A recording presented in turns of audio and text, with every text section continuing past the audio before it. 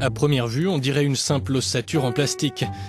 Mais ceci pourrait bientôt remplacer les plâtres chirurgicaux. On le sait, il n'y a pas que la douleur que l'on doit supporter quand on se casse une jambe ou un bras, il y a aussi l'inconfort du plâtre. On ne peut pas le mouiller sous la douche, on ne peut pas le gratter et puis il est aussi très lourd.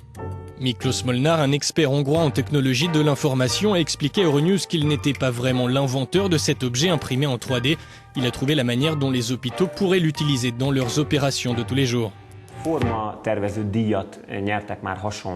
Un prix de design avait déjà été remporté par une structure en maillage similaire. Mais jusqu'ici, personne n'est arrivé à améliorer les procédés d'application. C'est là que j'ai eu la bonne idée.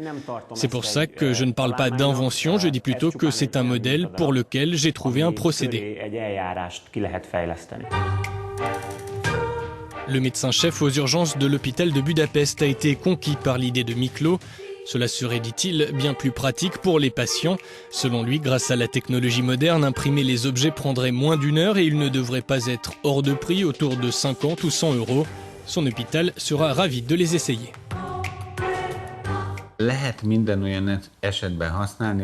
Nous pourrions l'utiliser dès que nous avons besoin d'un plâtre pour une longue période, peu importe s'il s'agit d'un accident ou d'une maladie.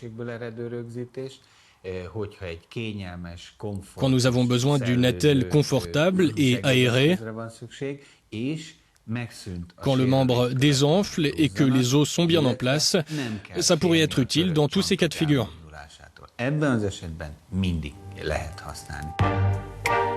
Problème, produire de tels prototypes demande des machines de dernière génération, loin d'être bon marché. C'est pour ça que l'équipe cherche maintenant un investisseur. Miklos espère effectuer les premiers essais avant la fin de l'année, afin que le procédé puisse entrer dans les hôpitaux d'ici 2 ans.